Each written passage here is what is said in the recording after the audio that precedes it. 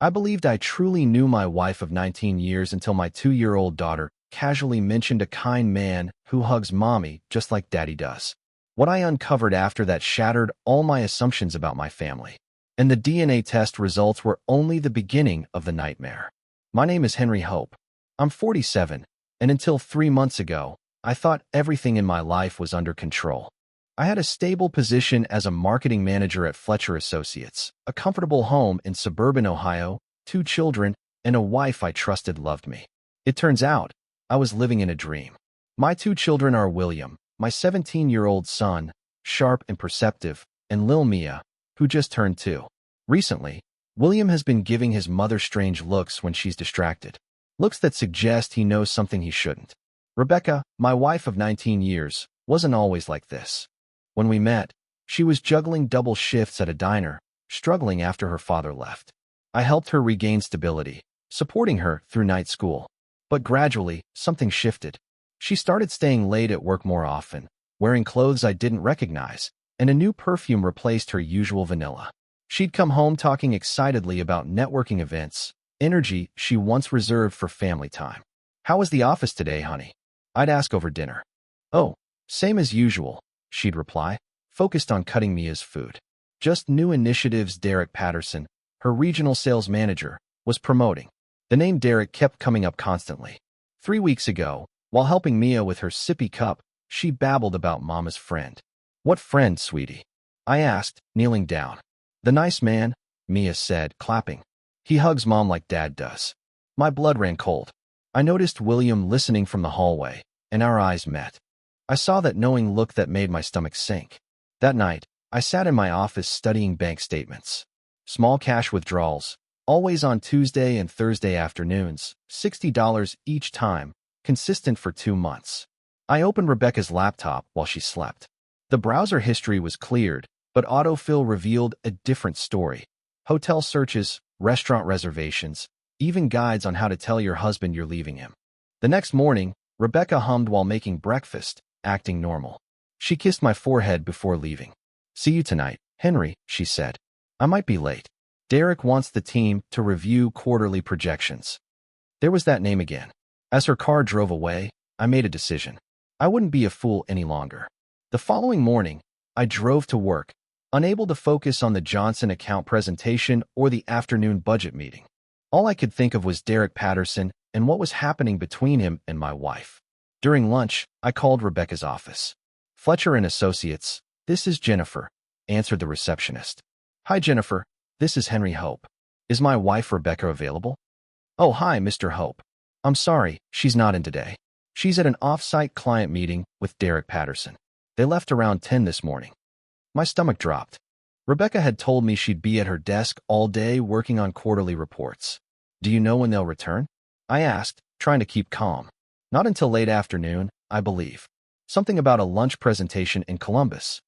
Columbus was 2 hours away. A full-day trip with Derek, and she hadn't mentioned it. I hung up, hands shaking. Concrete proof she was lying. That evening, Rebecca arrived home at 7:30, tired yet oddly energetic. "How are those quarterly reports, honey?" I asked while helping Mia with dinner.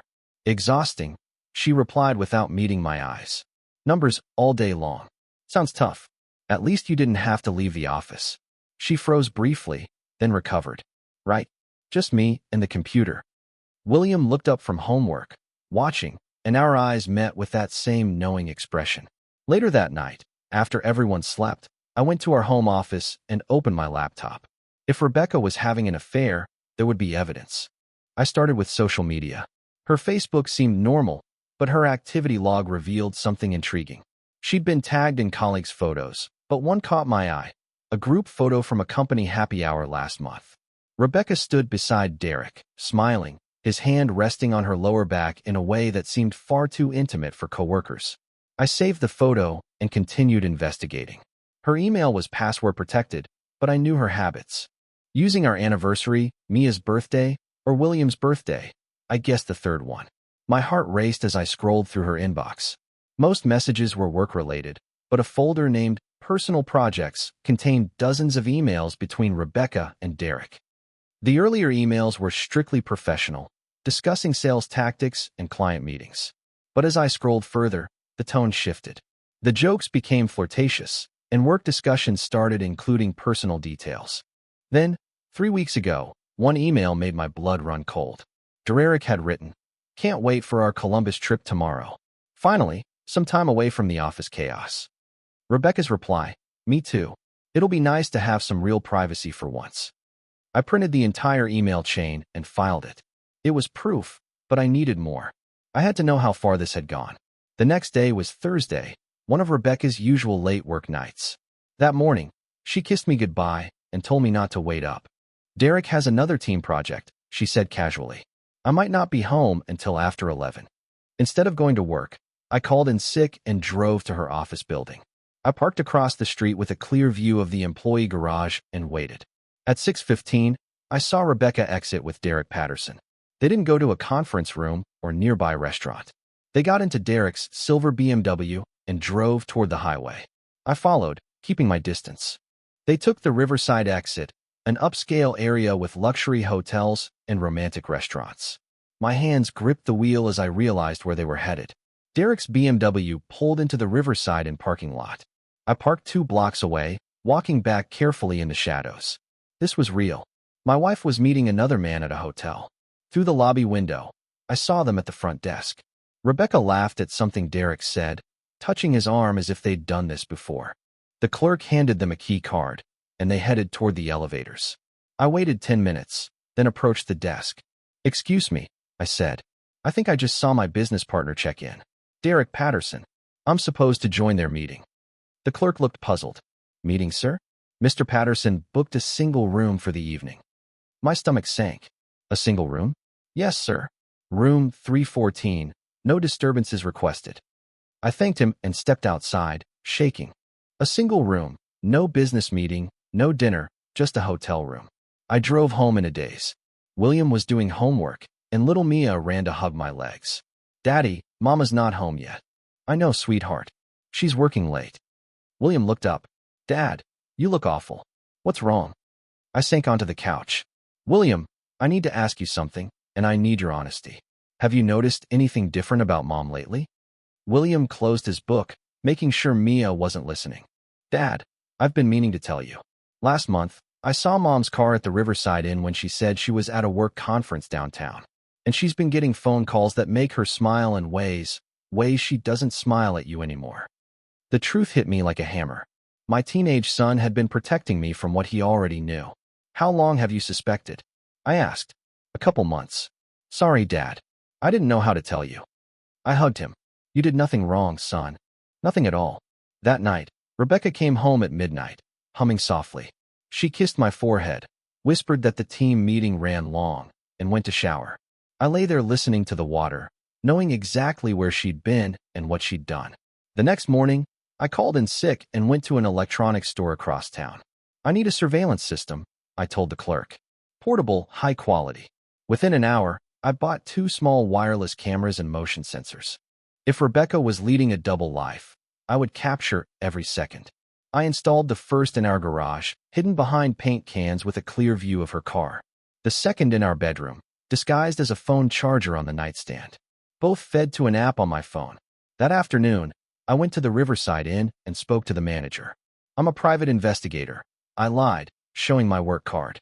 "I'm handling a case involving guests who've been meeting here regularly. Derek Patterson and Rebecca Hope." The manager, a tired-looking man in his 50s, nodded. "They've come every Thursday for 6 weeks. Always the same room, 314. 6 weeks. My voice almost broke. 6 weeks of lies, 6 weeks of hotel meetings while I stayed home with our kids. That evening, Rebecca announced another late Thursday. "Another team project with Derek," she said cheerfully. "You know how it is." "Of course," I replied, my voice cold, which she didn't notice. Thursday came. I was ready. The cameras were active. My phone charged. I had a plan. At 6 p.m., I watched through the garage camera as Rebecca got in her car, checking herself in the rearview mirror before backing out. I tracked her route using the GPS app one had installed on her phone weeks earlier when she left it charging in the kitchen. She drove straight to the Riverside Inn. But this time, I wasn't just going to watch from the parking lot. I booked the room directly across from 314. At 7:30 p.m., I sat in room 313, listening to the hallway. Voices, laughter, then silence. The kind of silence that told me everything I needed to know about what my wife was doing inside. I set up my camera to record the hallway, aimed at room 3:14's door. When they left, I would have proof of them both. Around 11 p.m., the door opened. Through the peephole, I saw Rebecca first, hair messy, adjusting her blouse. Derek followed, hand on her lower back as they walked to the elevator. My camera captured everything. The touches, the way she looked at him, the kiss on her cheek before the doors closed. I had my proof. Now I had to decide what to do with it. I had been collecting evidence for 2 weeks when something happened that changed everything. I was helping Mia get dressed for daycare when she looked up with those big brown eyes, nothing like mine or Rebecca's blue ones. "Daddy," Mia asked, "why don't I look like you?" The innocent question hit me like a truck. I had always assumed she had Rebecca's father's coloring, but looking closely, I noticed features that didn't match either of our families. The nose, jawline, even her smile. That afternoon, I drove to a clinic across town and paid cash for a paternity test kit. The nurse said results would take 3 days, 3 days to learn if my youngest daughter was truly mine. While waiting, I continued my surveillance. Thursday came, and Rebecca announced another late meeting with Derek. This time, I was ready with upgraded equipment, a professional-grade camera with zoom and night vision from my car in the hotel parking lot. I could see directly into room 314. What I saw made me sick. Through partially open blinds, I watched my wife of 19 years with Derek Patterson. They weren't just having an affair, they acted like a real couple. Intimate, comfortable, as if together for years. I recorded everything, every touch, every kiss, every moment, proving Rebecca had completely betrayed our marriage. The next morning, she hummed while making breakfast, oblivious to the footage. "How was your meeting last night?" I asked casually. "Oh, you know, Derek," she said with a smile that now made me nauseous. "He's very thorough. We worked until almost midnight." Worked? That's what she called it. When the DNA results came back, I had to pull over to read them. My hands shook as I read. Probability of paternity, 0%. Mia wasn't my biological daughter. I sat in my truck for an hour, trying to process it. Not only had Rebecca cheated, but she had lied about Mia's paternity for 2 years. How long had this affair been going on? That evening, I confronted Rebecca indirectly. "Honey," I said while watching TV, "I was looking at old photos today. Mia doesn't really look like either of us, does she?" Rebecca's hand froze on her wine glass. "What do you mean?" she asked. "Just her coloring, her features. She's beautiful, but doesn't resemble our families." "Babies change a lot," Rebecca said quickly. "She might grow into our features later." I could see the panic in her eyes. She knew exactly what I meant. The next morning, I made a decision that went against every instinct as a father. I would tell William the truth about our family. William was getting ready for school when I knocked on his bedroom door. "Son, we need to talk. Can you sit down for a minute?" William closed his textbook and sat on the bed. "What's going on, Dad? You've been acting strange lately." I took a deep breath. "William, I'm going to tell you something hard to hear. I need your help, and I need you to be strong. Your mother is having an affair with a man named Derek Patterson. I have proof, photos, videos, everything. And William," I paused, unsure how to continue. "I found out that Mia isn't my biological daughter." William's face went through a storm of emotions. Shock, anger, disappointment, then determination. "Dad, I'm so sorry.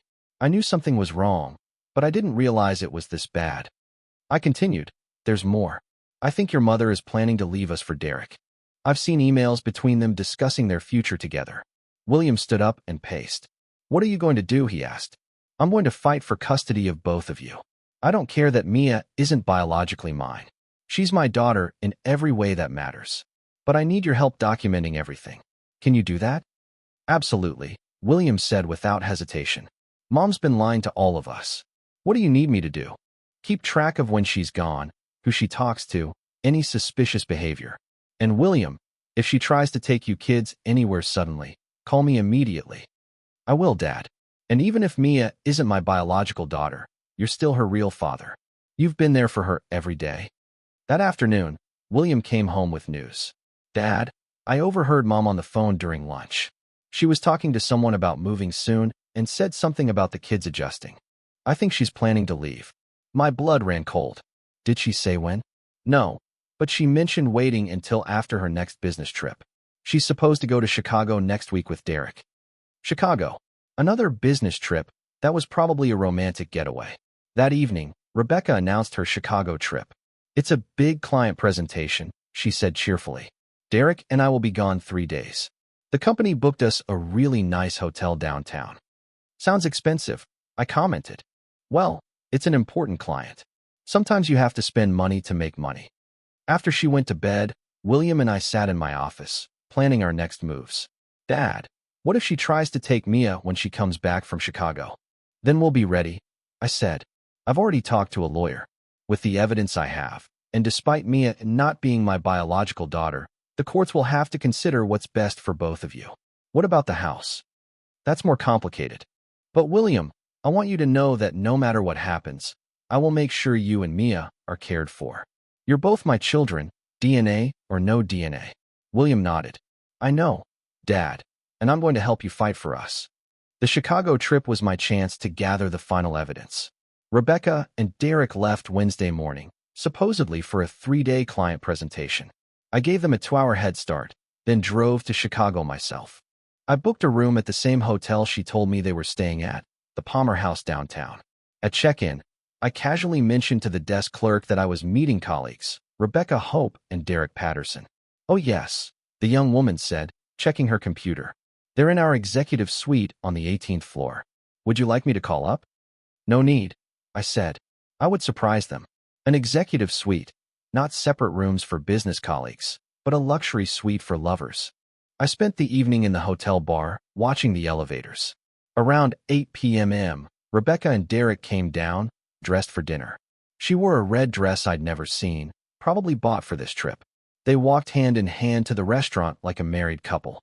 I followed and requested a table where I could watch discreetly. They ordered expensive wine, shared appetizers, and spoke intimately. Derek reached over and touched Rebecca's face tenderly, like a man in love. I recorded everything. Every intimate gesture, her laughter, the way she leaned into him as if she belonged there. Back in my room, I reviewed all the evidence I had collected over the past month. Hotel receipts, photos, email printouts, DNA results, and now video of their romantic dinner. Tomorrow was Thursday, one of Rebecca's late work nights. I decided it was time to end the charade. I drove back to Ohio early Thursday morning, preparing for the confrontation that would change our lives forever. I printed the most damning evidence and organized it in a folder. My laptop was ready to play the video files. William helped me prepare, knowing tonight would determine our family's future. Dad, are you sure you're ready for this? He asked. I'm ready, son. Your mother thinks she's been clever, but she's about to learn that lies always catch up with you. That evening, Rebecca called to say she was extending her Chicago trip by 1 day. The client wants to see additional presentations, she explained. Derek and I need to work through the weekend. Of course you do, I said. Take all the time you need. But I knew she was still in Chicago because I had paid the hotel concierge $50 to call me when she checked out. She planned to return tomorrow, pretending she'd been working the whole time. I would be ready. Friday evening, Rebecca walked through the front door with her suitcase, acting like she'd just returned from a grueling business trip. How was Chicago? I asked, helping with her bag. Exhausting, she said. Nothing but meetings and presentations. I'm so glad to be home. I'm sure Derek was a big help with all those presentations. Rebecca paused. Yes, he's very professional. Professional. That's what she called sharing an executive suite and romantic dinners. Rebecca, I said calmly, before you settle in, there's something I want to show you on the laptop. Some family photos I've been organizing. She looked tired but curious. Can it wait until tomorrow? I really need to shower and unpack. This won't take long, I insisted. Just a few minutes. I led her to the living room where the laptop was set up. William took me upstairs to give us privacy, just as we planned. Sit down, I said. I think you'll find these photos very interesting. Rebecca sat on the couch, completely unaware that her double life was about to be exposed. I opened the laptop and clicked the first video file.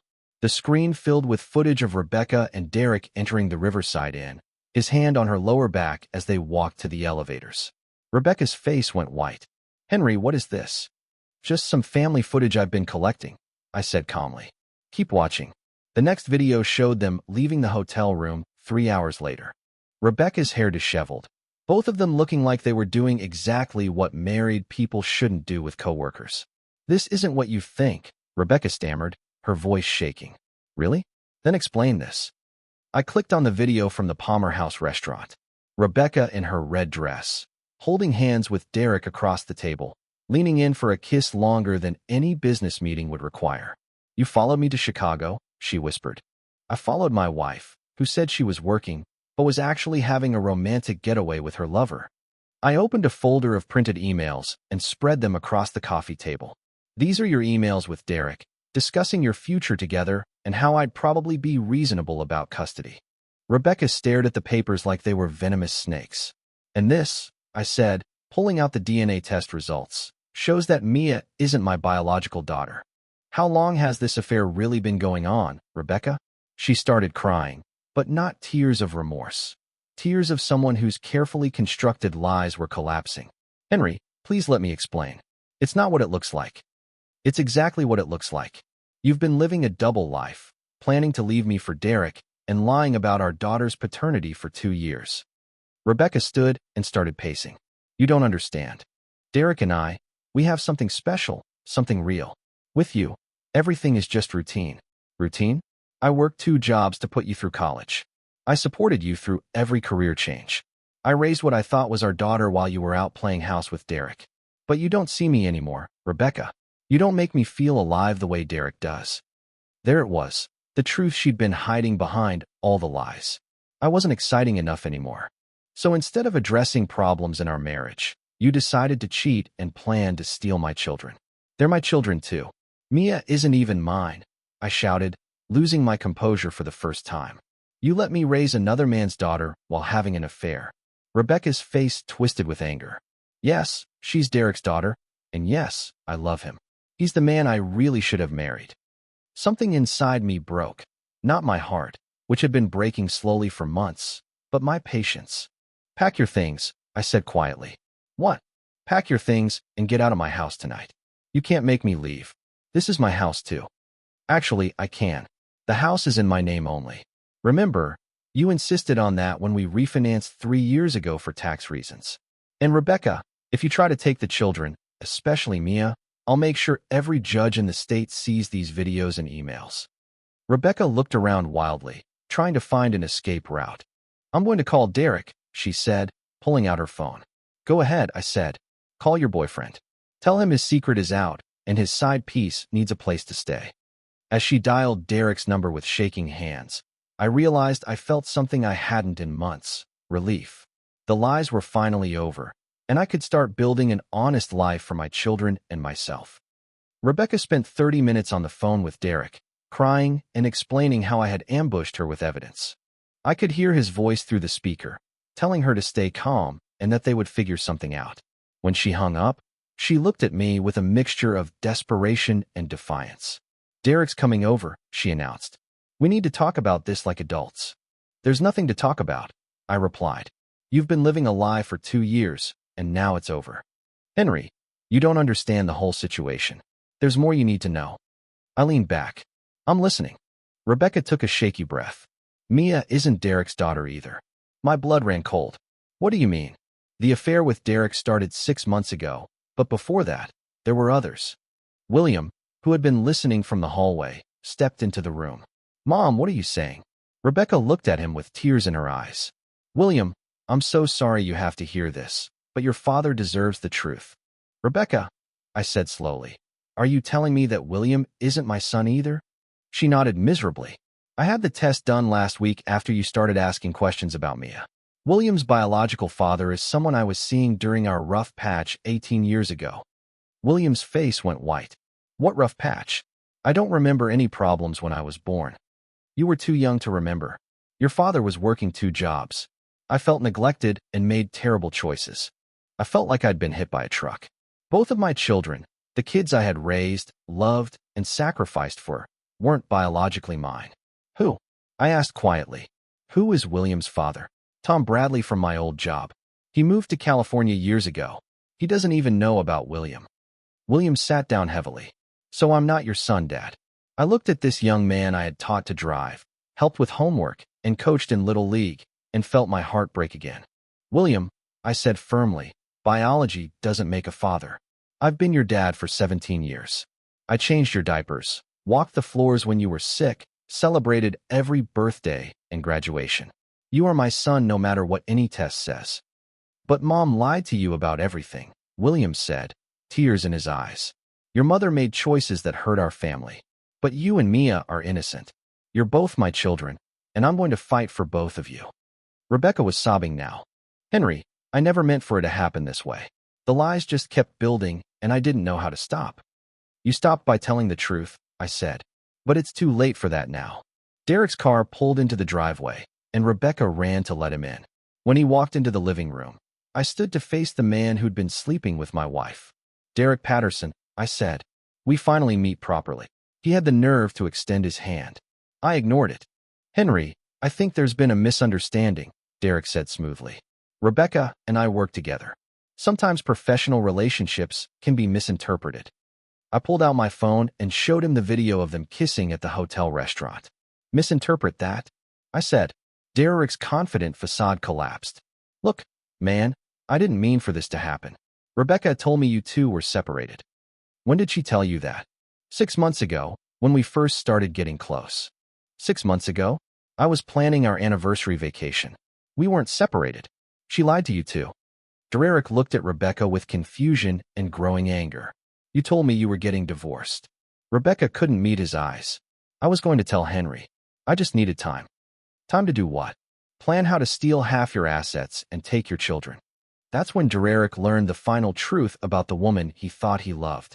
6 months later, I stood in family court with William by my side, waiting for the judge's final custody decision. Rebecca had fought me for both children despite the DNA evidence and proof of her multiple affairs. The judge, a stern woman in her 60s, reviewed the evidence one last time. Mr. Hope, while DNA tests show that neither child is your biological offspring, the evidence clearly demonstrates that you have been their primary emotional and financial provider since birth. Mrs.